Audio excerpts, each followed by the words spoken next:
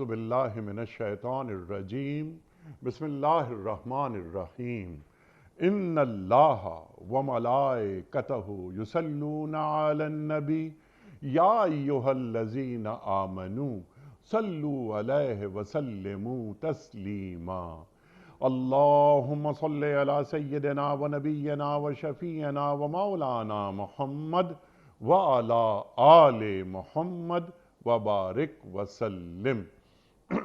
محترم خواتین و حضرات، السلام علیکم۔ پیام صبح کے ساتھ ایک بار پھر حاضر میں ہوں آپ کا میزبان انیق احمد۔ خواتین و حضرات، پیام صبح میں ہماری کوشش یہ ہوتی ہے کہ قرآن کریم کی آیات پر گفتگو ہو اور سیکھا جائے اپنے ملک کے جید علماء سے کہ قرآن کریم کی یہ آیات ہم سے کیا مخاطبت کر رہی ہیں اور کس کس طرح کس کس انداز میں اللہ تعالی ہمیں روشنی اور ہدایت سے نواز رہا ہے۔ خواتین و حضرات، بعض آیات قرآن کریم میں اہل ایمان سے مخاطبت سے شروع ہوتی ہیں، بعض پوری انسانیت سے۔ یہ ہدی للناس بھی ہے اور ہدی للمتقین بھی۔ خواتین و حضرات، آج کی جو آیات بلکہ آیات ہیں آج کی سورہ انفال آیات 27 اور 28، ان پر ہم بات کروائیں گے۔ ان کا آغاز بھی یا ایھا الذین آمنوا سے ہو رہا ہے کہ اے لوگو جو ایمان کے دعوے دار ہو، وہ کیا کرو؟ جانتے بوجھتے اللہ اور اللہ کے رسول صلی اللہ علیہ وآلہ وسلم کے ساتھ خیانت نہ کرو۔ اللہ اور اللہ کے رسول صلی اللہ علیہ وآلہ وسلم کے ساتھ خیانت کیا ہوتی ہے؟ کچھ وعدے ہوتے ہیں، یعنی اللہ کو اس کا حق دینا، اللہ کے رسول صلی اللہ علیہ وآلہ وسلم کو ان کا حق دینا۔ کیا اللہ اور اللہ کے رسول صلی اللہ علیہ وآلہ وسلم کی معرفت کے بغیر ہم یہ امانتیں لوٹا سکتے ہیں؟ کیا کلمہ طیبہ بھی ایک امانت ہے؟ خواتین و حضرات، عام زندگی کے معاملات میں جو امانتیں ہم لیتے ہیں دیتے ہیں، ان میں بھی خیانت ہمیں نہیں کرنی ہے۔ یہ ہمارا دین ہمیں تعلیم کرتا ہے۔ اور منافق کی نشانیوں میں سے ایک نشانی یہ بھی ہے کہ جب بھی اس کے پاس کوئی امانت رکھوائی جائے وہ خیانت کرتا ہے۔ لیکن یہاں کینوس بہت بڑا ہے۔ سوالات رکھیں گے کچھ کہ اللہ کی کون کون سی امانتیں ایسی ہیں ہمارے پاس جو ہم پر ایک ذمہ داری عائد کرتی ہیں کہ اس میں خیانت نہ ہو۔ سرکار دو عالم صلی اللہ علیہ وآلہ وسلم نے یہ دین ہمیں دیا، یہ قرآن ہم تک پہنچا، کیا یہ بھی ایک امانت ہے؟ ہاں ہے۔ اس بارے میں تفصیلی گفتگو فرمائیں گے ہمارے ملک کے ایک ممتاز عالم دین۔ پھر اللہ تعالیٰ فرما رہا ہے کہ ان امانتوں کے تعلق سے غداری کے مرتکب نہ بننا۔ اللہ اکبر، اور جان رکھو، اللہ اکبر، کہ تمہارے مال اور تمہاری اولاد حقیقت میں کیا ہیں؟ یہ بس یہ سامان آرائش ہیں اور سامان آزمائش ہیں۔ یہ المال والبنون زینت الحیات الدنیا۔ اللہ اکبر، اللہ کے پاس اجر دینے کو بہت کچھ ہے۔ خواتین و حضرات، بہت ساری باتیں، بہت سارے سوالات اٹھیں گے انشاءاللہ اور سیکھیں گے محترم مفتی منیب الرحمن صاحب سے۔ خواتین و حضرات، مفتی منیب الرحمن صاحب ہمارے ملک کا ایک محبوب اور مقبول نام، ممتاز نام۔ پیام صبح کا لازمی جز ہمیشہ ہم مفتی صاحب سے سیکھتے ہیں۔ مفتی منیب الرحمن صاحب کو خوش آمدید کہتے ہوئے پروگرام کا آغاز اللہ تعالیٰ کے بابرکت نام سے سورہ انفال اور آیات 27 اور 28۔ اعوذ باللہ من الشیطان الرجیم، بسم اللہ الرحمن الرحیم۔ یا ایہا الذین آمنوا لا تخونوا اللہ والرسول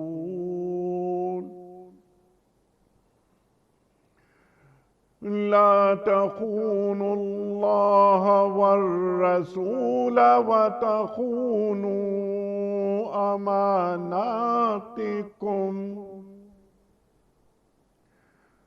وتخونوا أماناتكم وأنتم تعلمون واعلموا أنما أموالكم وأولادكم فتنة وأن الله عنده أجر عظيم صدق اللہ العظیم۔ اے لوگوں جو ایمان لائے ہو، جانتے بوجھتے اللہ اور اس کے رسول صلی اللہ علیہ وآلہ وسلم کے ساتھ خیانت نہ کرو، اپنی امانتوں میں غداری کے مرتکب نہ ہو، اور جان رکھو کہ تمہارے مال اور تمہاری اولاد حقیقت میں سامان آزمائش ہیں، اور اللہ کے پاس اجر دینے کے لیے بہت کچھ ہے۔ خواتین و حضرات، محترم مفتی منیب الرحمان صاحب کی خدمت میں اس سے پہلے کہ ہم رکھیں آج کے پروگرام کے حوالے سے پہلا سوال، کوئز۔ کل کا سوال ہمارا یہ تھا کہ قرآن کریم میں پہلا سجدہ تلاوت کس صورت میں آیا ہے؟ درست جواب سورہ آراف میں۔ آج کا سوال نوٹ فرما لیجئے، کس قوم کو اللہ تعالیٰ نے قرآن کریم میں سب سے زیادہ نافرمان قرار دیا ہے؟ قوم بنی اسرائیل کو، یا قوم سمود کو، یا قوم نوح کو؟ جو درست جواب آپ سمجھتے ہوں روانہ فرمائیے۔ ہمارے فون نمبرز ہیں 00922134527 ہمارا دوسرا فون نمبر ہے 0092213430980 ہمارا ای میل ایڈریس ps@dunyatv.tv ہمارا SMS کا نمبر 3031 اور ہمارا واٹس ایپ کا نمبر ہے 00923218250194۔ حضرت ارشاد فرمائیے، اہل ایمان سے مخاطبت ہو رہی ہے، اللہ اور اللہ کے رسول صلی اللہ علیہ وآلہ وسلم کے ساتھ خیانت نہ کرو۔ اللہ اور اللہ کے رسول صلی اللہ علیہ وآلہ وسلم کے ساتھ خیانت، کس چیز کی خیانت؟ وہ امانت کیا ہے؟ ارشاد۔ بسم اللہ الرحمن الرحیم، الحمد للہ رب العالمین، الصلاة والسلام علی سید المرسلین، سیدنا و مولانا محمد وعلی آلہ وصحبہ اجمعین۔ انیق من صاحب، خا، واو اور نون، خون، اس کے معنی ہیں گھٹا دینا، کم کر دینا، اور اس کے مقابل وفا ہے، یعنی خیانت یہ ہے کہ کسی کو اس کا حق سرے سے نہ دینا، یا اس میں ڈنڈی مارنا، کمی کر دینا۔ اور وفا اور استیفا کے معنی ہے کہ پورا پورا دینا اور پورا پورا لینا۔ اسی معنی میں سورہ مطففین میں اللہ تعالیٰ نے فرمایا کہ وَيْلٌ لِّلْمُطَفِّفِينَ، کہ ناپ تول میں کمی کرنے والوں کے لیے افسوس ہے، تباہی ہے، بربادی ہے۔ وہ کون لوگ ہیں؟ اِذَا اكْتَالُوا عَلَى النَّاسِ يَسْتَوْفُونَ، جب دوسروں سے ناپ تول کر لیتے ہیں تو پورا پورا لیتے ہیں۔ وَإِذَا كَالُوهُمْ أَوْ وَزَنُوهُمْ يُخْسِرُونَ، جب ان کو ناپ کر دیتے ہیں یا تول کر دیتے ہیں تو ڈنڈی مارتے ہیں۔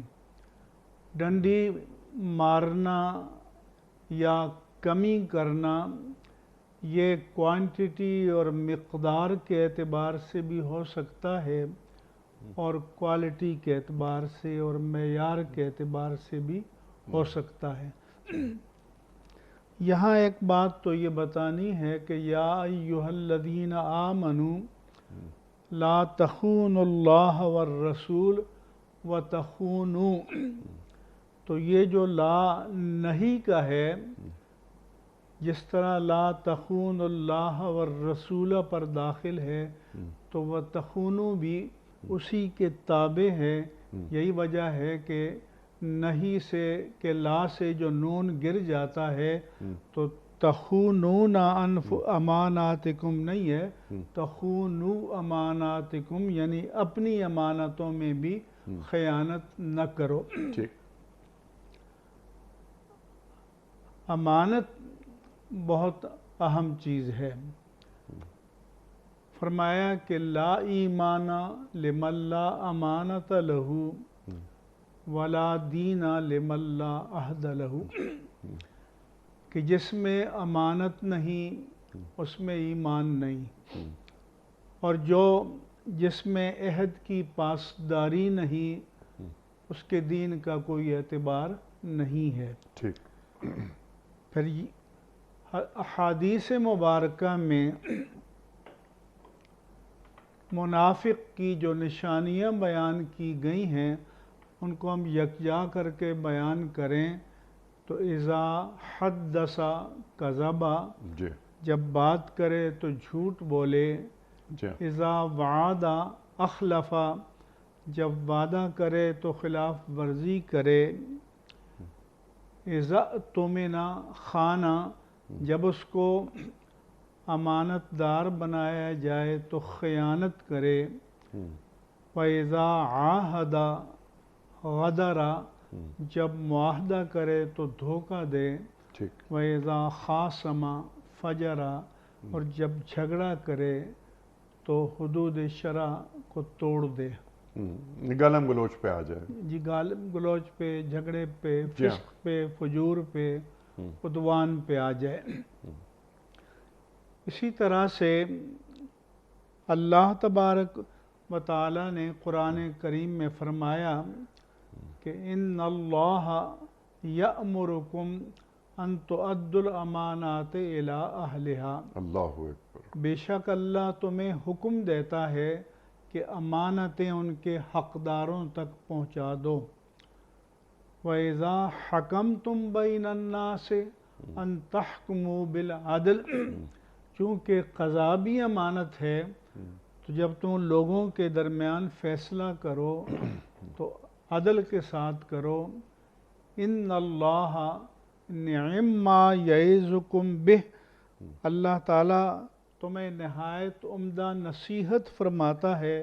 ان اللہ کان سمیعا بصیرا، بے شک اللہ خوب سننے والا اور خوب دیکھنے والا ہے۔ سبحان اللہ۔ پھر اسی امانت کشی جو آپ نے کہا تھا کہ اللہ کے ساتھ خیانت کیا ہے، تو امانت تو یہ ہے کہ یا ایھا الذین آمنوا اطیعوا اللہ واطیعوا الرسول، ٹھیک۔ کہ اے مومنو اللہ کی اطاعت کرو اور اللہ کے رسول کی اطاعت کرو، صلی اللہ علیہ وسلم۔ وَأُولِي الْأَمْرِ مِنْکُمْ، اور اپنے میں سے جو تم میں سے صاحبان اقتدار و اختیار ہیں ٹھیک۔ ان کی بھی اطاعت کرو۔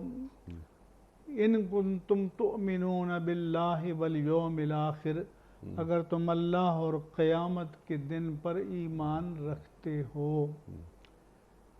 پھر اللہ تعالیٰ نے قرآن مجید میں بیان فرمایا کہ وَإِنْ أَمِنَ فَإِنْ أَمِنَ بَعْضُكُمْ بَعْضًا، اگر تم میں سے بعض اپنے میں سے دوسروں کو امین بنائیں، فَلْيُؤَدِّ الَّذِي اؤْتُمِنَ أَمَانَتَهُ، جی تو جس کو امین بنایا گیا ہے اس پر لازم ہے کہ امانت کو پورا پورا ادا کرے۔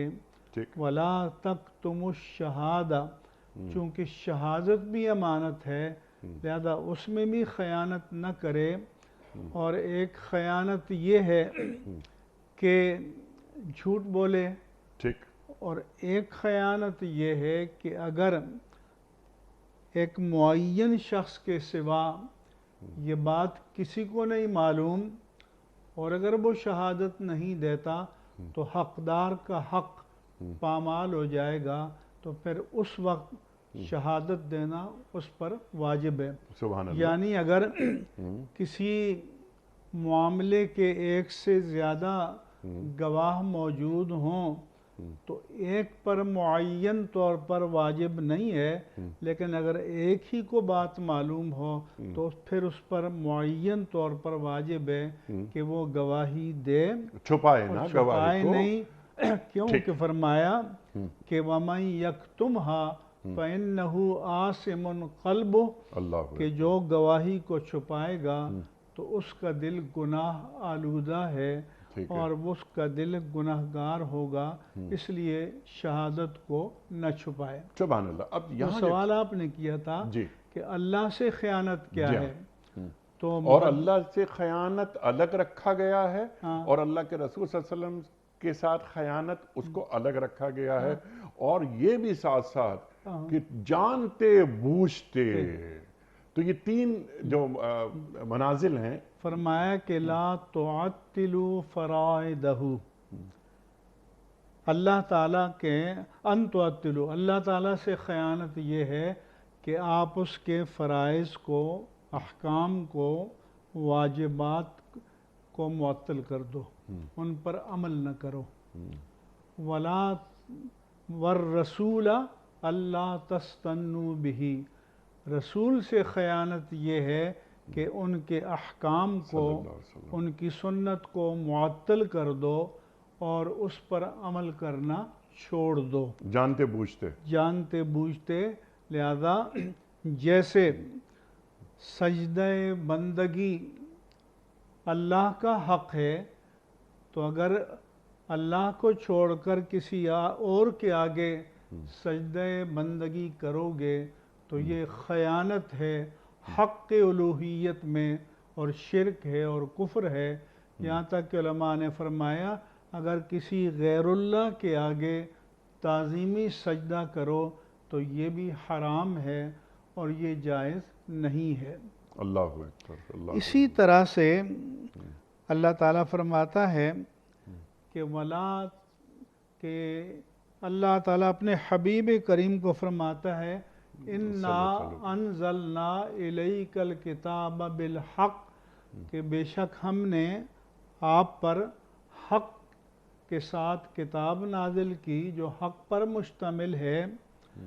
فَاحْكُمْ بِمَا أَرَاكَ اللَّهُ، تو اللہ نے جو علم آپ کو عطا کیا ہے اس کی روشنی میں فیصلہ کیجئے۔ وَلَا تَكُن لِّلْخَائِنِينَ خَصِيمًا، اور خیانت کرنے والوں کے طرفدار یا ان کی طرف سے جھگڑا کرنے والے نہ بنیں۔ ٹھیک۔ اس کی شان نزول میں محدثین کرام نے بتایا کہ ایک شخص جس کا نام توما بن عبیرق تھا یا بشر تھا یا بشیر تھا، اس نے ایک شخص کی، قتادہ کی چوری کی، تو بوری میں آٹا بھی تھا، کچھ زرہ وغیرہ یہ چیزیں بھی تھیں، تو انہوں نے الزام لگایا توما بن عبیرق پر کہ لوگوں نے بتایا کہ رات ان کے گھر میں روشنی نظر آ رہی تھی۔ رسول اللہ صلی اللہ علیہ وسلم سے شکایت کی تو اس کے خاندان والے آ گئے کہ نہیں ہم نے چوری نہیں کی، اور انہوں نے وہ اٹھا کے کسی یہودی کے ہاں امانت رکھ دی اور نشاندہی کی، وہاں مل گئی۔ تو یہودی نے کہا کہ میں نے چوری نہیں کی، انہوں نے لا کر رکھی ہے۔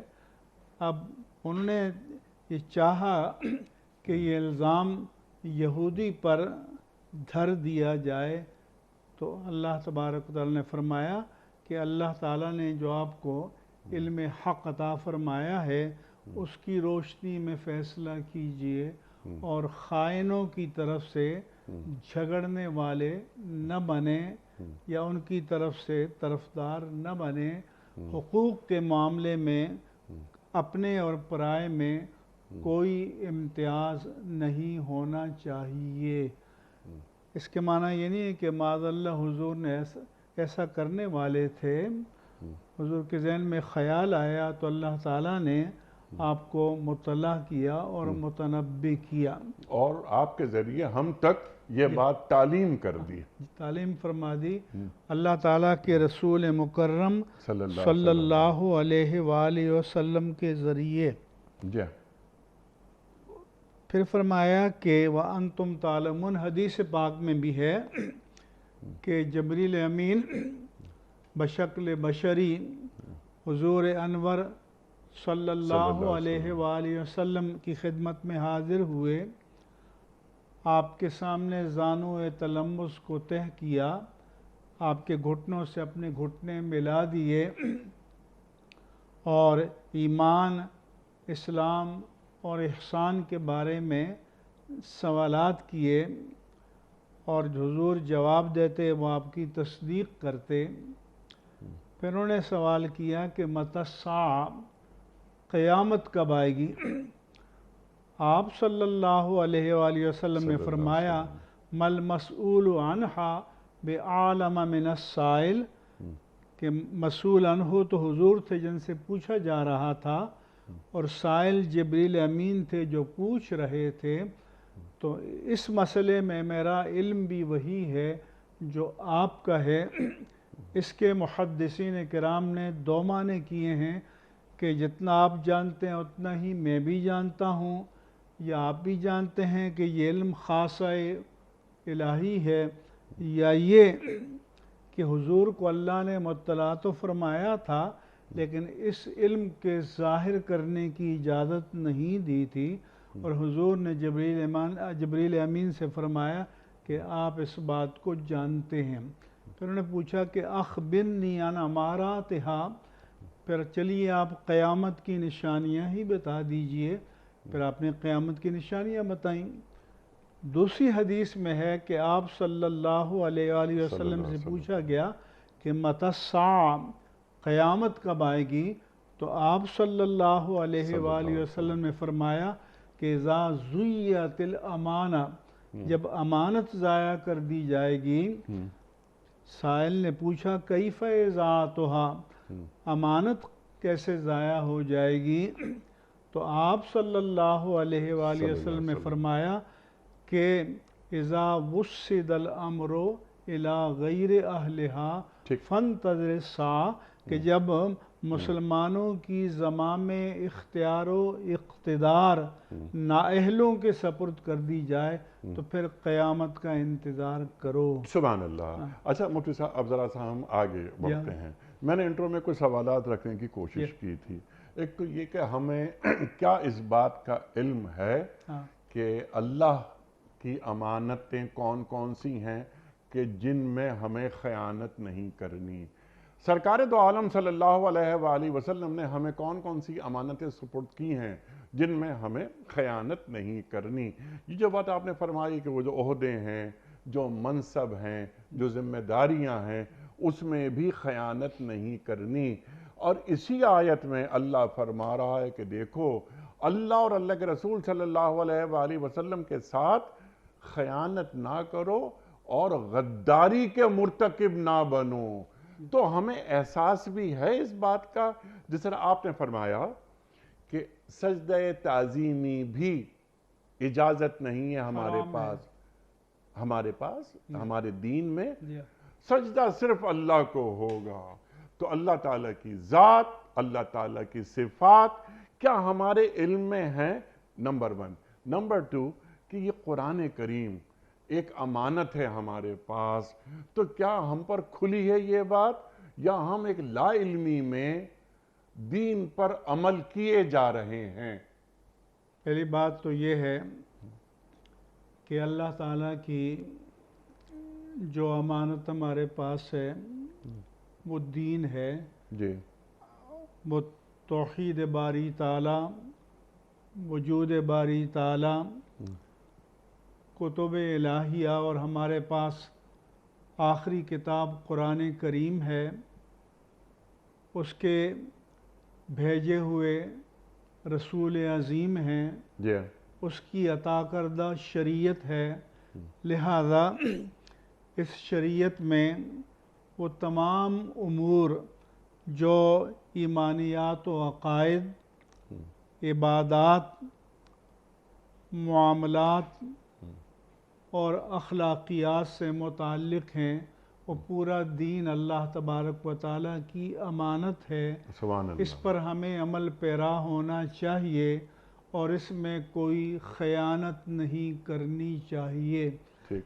کہ بندگی اس کے لیے خاص ہے، اس کی احدیت میں، وحدانیت میں، ذات و صفات میں کسی اور کو شریک نہیں ٹھہرانا چاہیے، اور اس کے احکام کے مقابل کسی اور کے حکم کو، منشا کو تسلیم نہیں کرنا چاہیے، جیسا کہ فرمایا کہ ارأیت من اتخذ الہہ ہوا، کہ کیا آپ نے اسے دیکھا کہ جس نے اپنی خواہش نفس کو اپنا معبود بنا لیا، یعنی وہ ظاہراً تو کلمہ طیبہ پڑھتا ہے، ظاہراً تو اقرار کرتا ہے کہ اللہ تعالیٰ کے سوا کوئی عبادت کے لائق، کوئی معبود برحق نہیں ہے،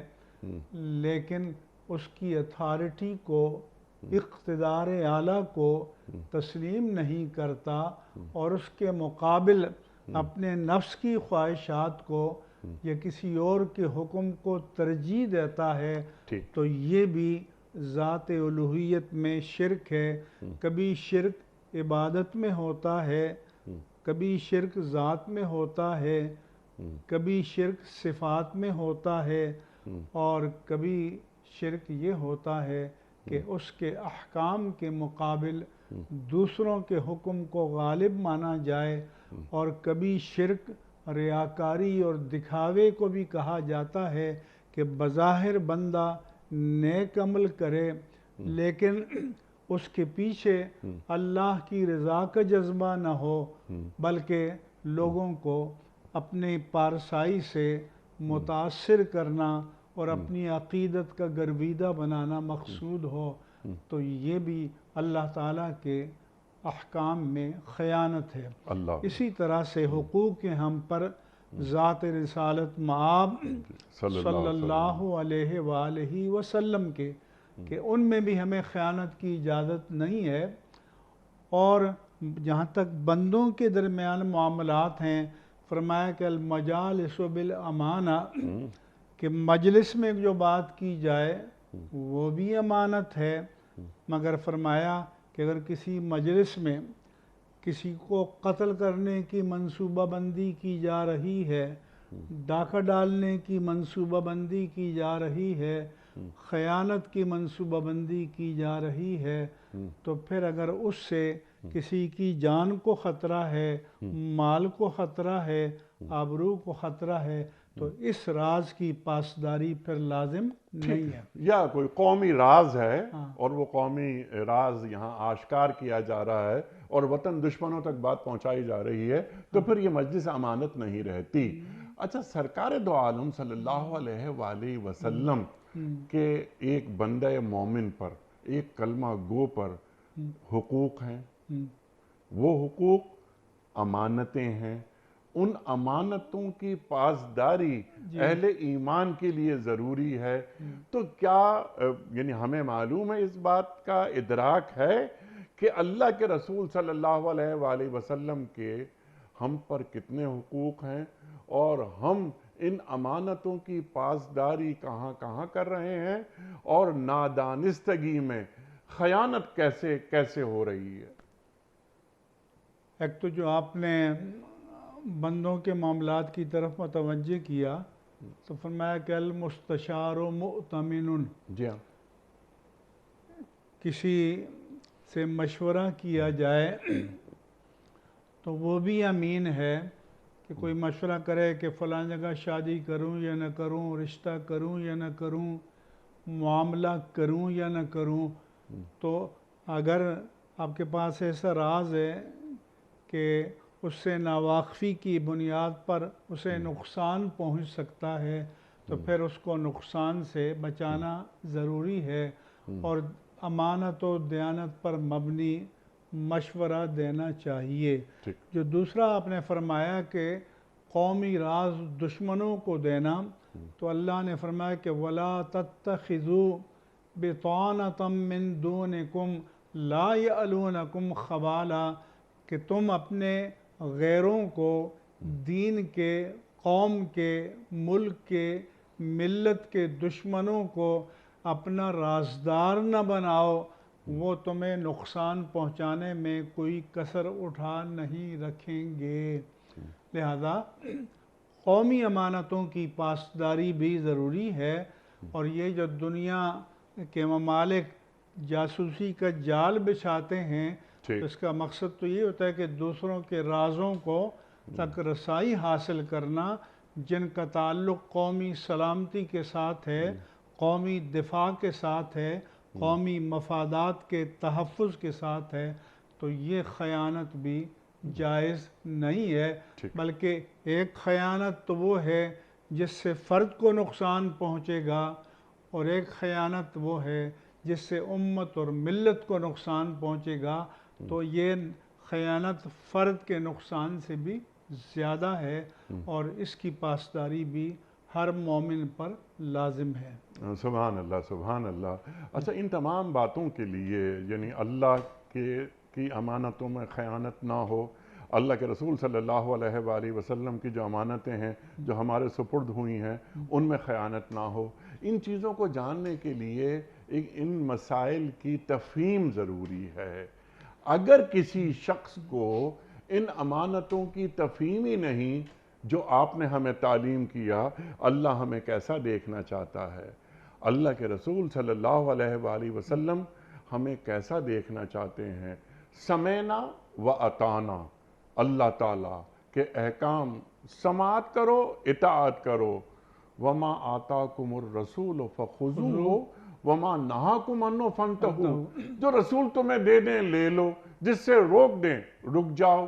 یہ امانت آئی، یہ کلمہ امانت، یہ قرآن امانت۔ اسی لیے فرمایا کہ طلب العلم فریضۃ علی کل مسلم، کہ اپنی ضروریات کا علم حاصل کرنا ہر مسلمان پر فرض ہے، اور اسے وقت نکال کر اپنے دین کے سے متعلق علوم کو حاصل کرنا چاہیے۔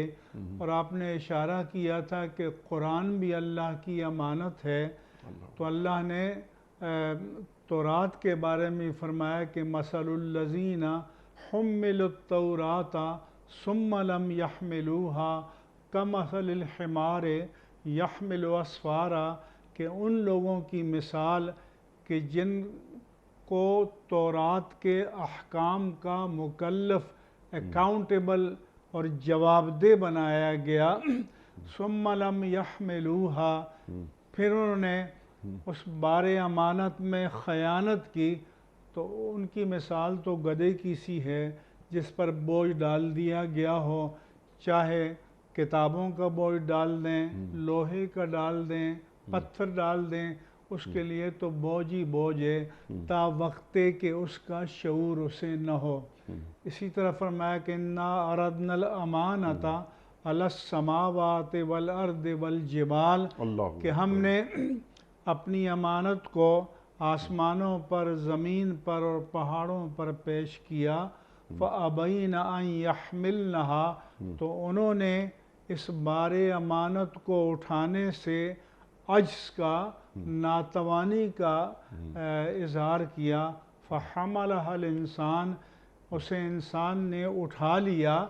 اور ایک معنی مفسرین نے یہ بھی کیے ہیں کہ انسان نے اس کا حق ادا نہ کیا، اِنَّهُ كَانَ ظَلُومًا جَهُولًا، بے شک وہ ظلوم تھا، جہول تھا، اور اس نے اس امانت کا جو ادراک اس کو ہونا چاہیے وہ اس کے اندر پیدا نہیں ہوا۔ جی سبحان اللہ سبحان اللہ، یعنی قرآن کریم بھی ایک امانت کی شکل میں انسان کو دیا گیا ہے، بلکہ نبوت بجائے خود امانت ہے۔ اللہ فرماتے ہیں اللہ عالم حیث یجعل رسالتہ، اللہ خوب جانتا ہے کہ یہ امانت رسالت کسے تفویض کرے، کسے سپرد کرے، کون ہے جو اس امانت کی حفاظت کا اہل ہے۔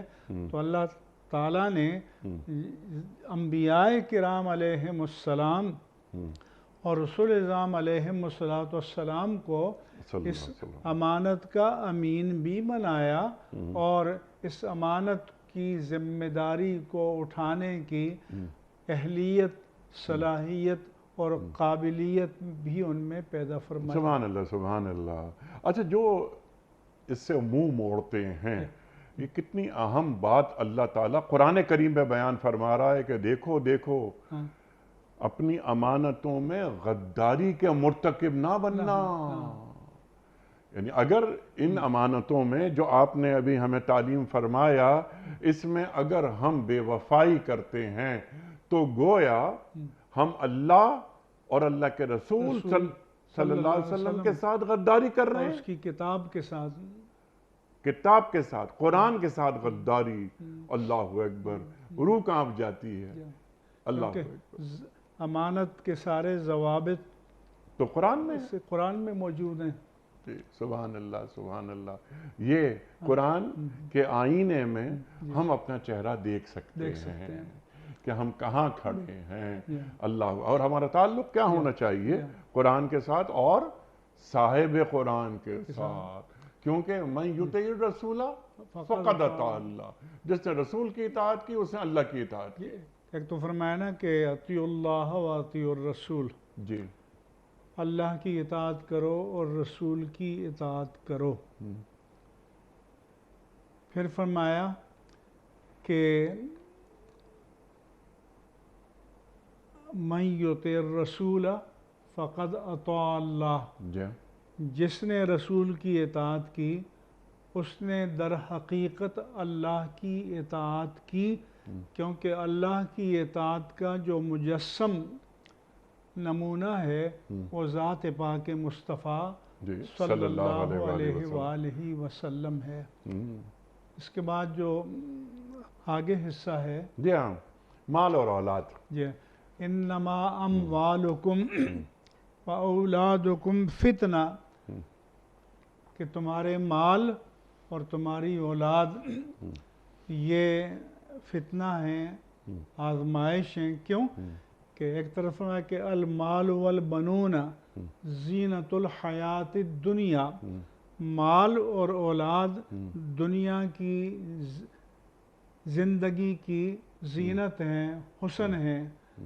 پھر فرمایا کہ زین للناس حب الشہوات من النساء والبنین والقناطیر المقنطرۃ من الذهب والفضة والخیل المسومۃ والانعام والحرث، کہ لوگوں کے لیے کچھ چیزوں کی چاہت کو، محبت کو، شہوت کو آراستہ کر دیا گیا ہے۔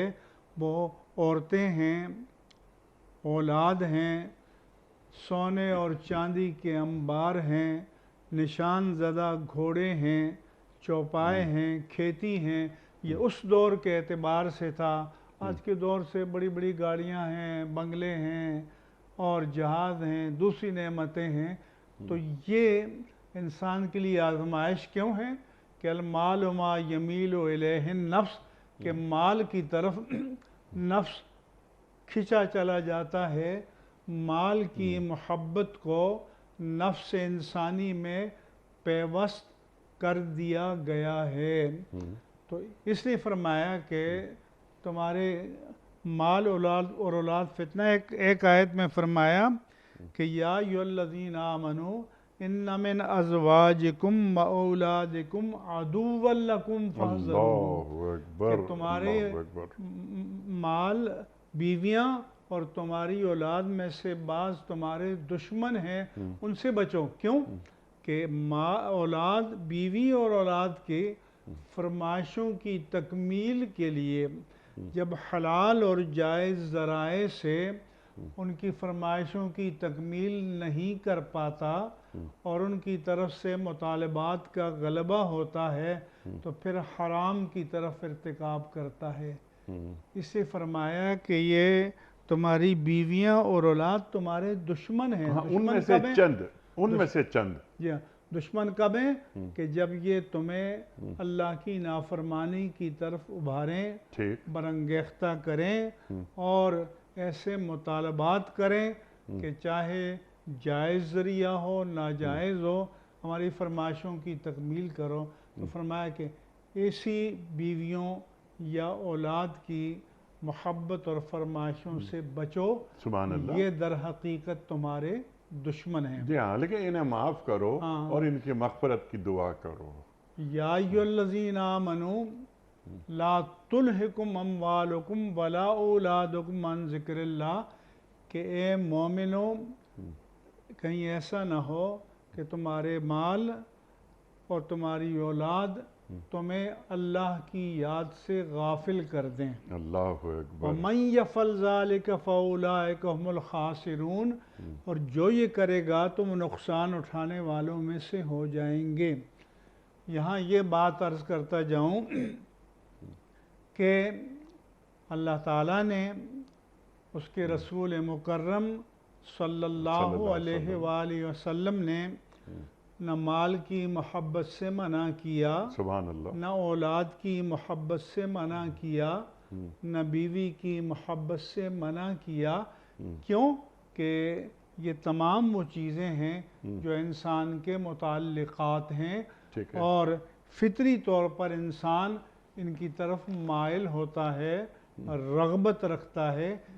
اس لیے فرمایا کہ قُلْ إِنْ كَانَ آبَاؤُكُمْ، اے رسول آپ کہتے ہیں اگر تمہارے باپ دادا یا تمہاری اولاد یا تمہاری بیویاں اور شوہر یا تمہارا کنبہ اور قبیلہ یا وہ مال جو تم نے بڑی محنت سے کمائے ہیں یا وہ مکانات و محلات جو تمہیں بڑے پسند ہیں یا وہ تجارت جس کے گھاٹے میں جانے کا تمہیں کھٹکا لگا رہتا ہے، احب الیکم من اللہ ورسولہ وجہاد فی سبیلہ. یہ نہیں فرمایا کہ ان چیزوں کو محبوب نہیں بنا سکتے، ان چیزوں کو درجہ بدرجہ محبوب بنا سکتے ہو، لیکن سپرلیٹو ڈگری میں اس میں تفضیل میں احب فرمایا کہ محبوب ترین صرف اللہ کی ذات، اس کے رسول کی ذات اور اس کی راہ میں جہاد ہونا چاہیے. سبحان اللہ، سبحان. اب یہ کیسے پتہ چلے گا کہ کیا محبوب ترین ہے؟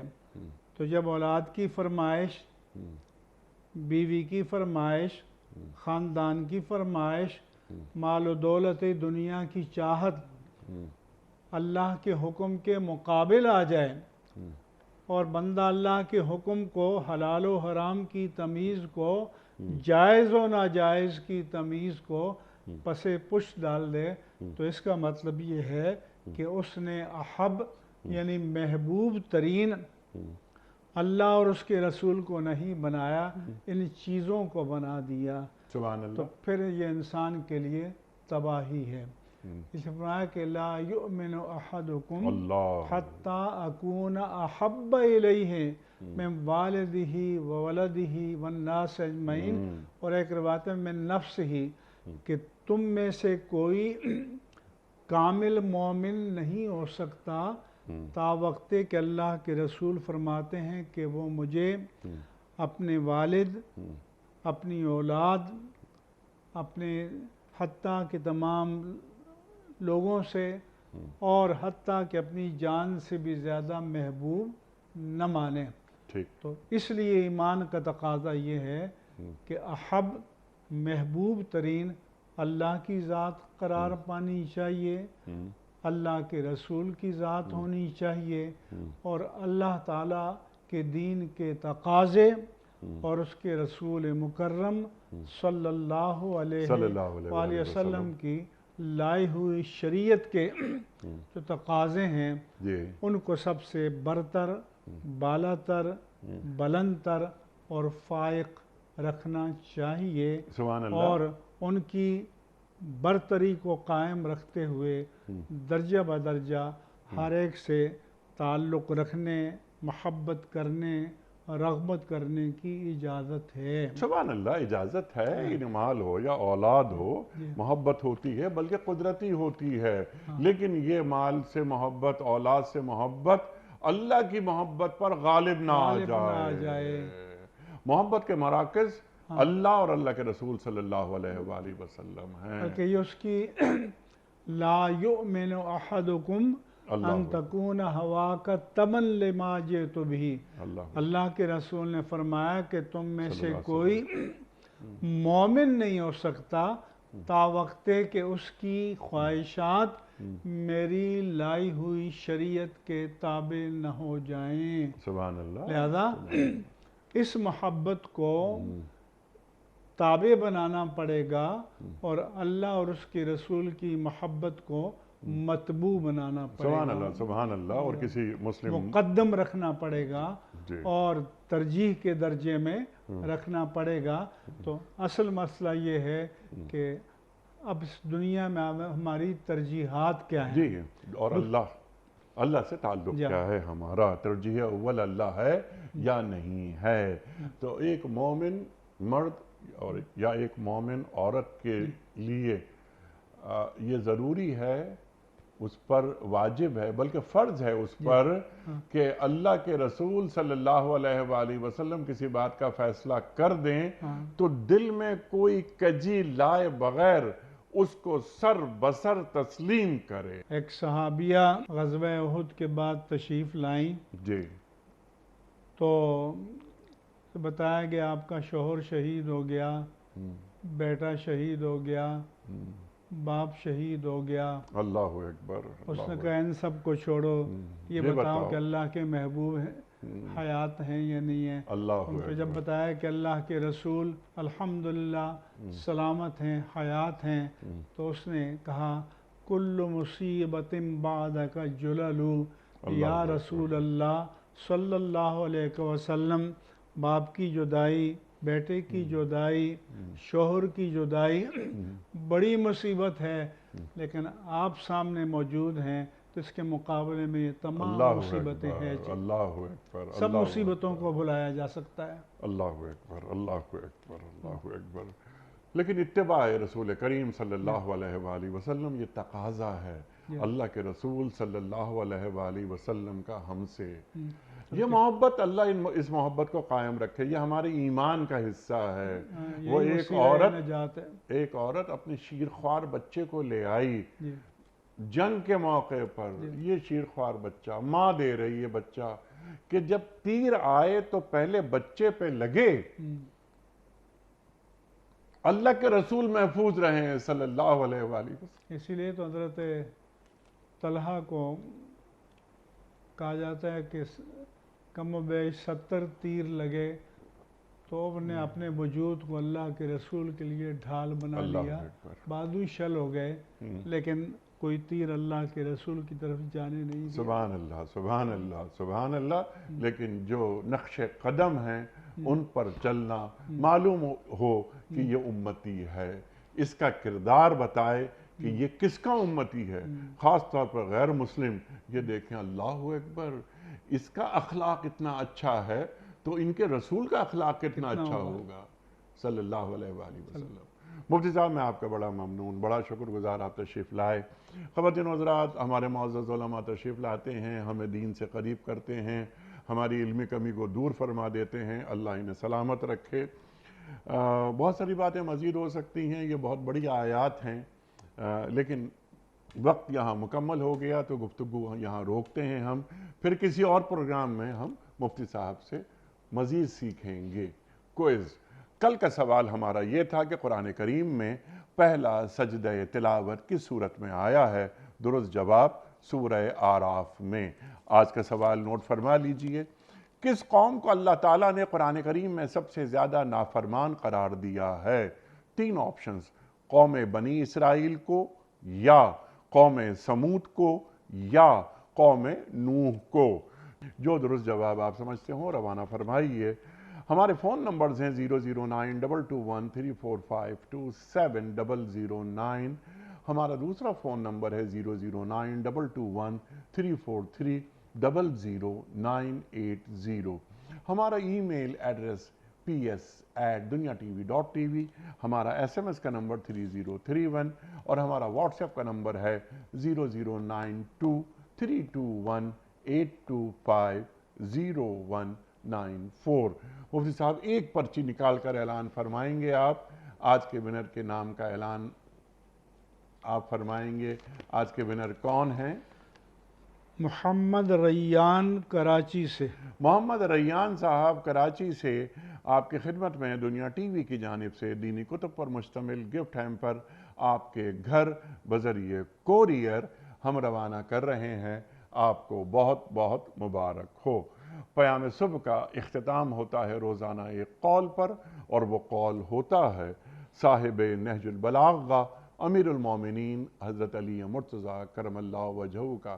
آپ فرماتے ہیں جو شخص کسی یتیم پر ظلم کرتا ہے اس کی سزا یہ ہے کہ اس کی اولاد نافرمان ہو جاتی ہے۔